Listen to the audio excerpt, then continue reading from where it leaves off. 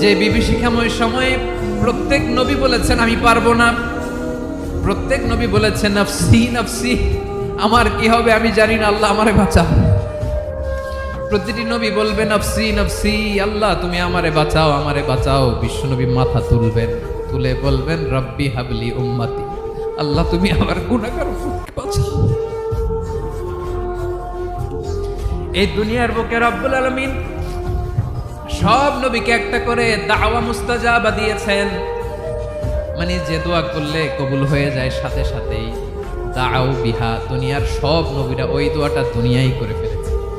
ওয়া ইন্নী আখতাবিউ দাওয়াতি শাফাআতান লি উম্মতি ইয়াউমাল কিয়ামাহ, আমার ওই স্পেশাল দোয়াটা আমি দুনিয়ার বুকে কঠিন বিপদে পড়েও কোনোদিন করি নাই। আমি আমার স্পেশাল দোয়াটা কিয়ামতের দিন আমার গুনাহগার উম্মতকে সুপারিশের জন্য রেখে দিয়েছি।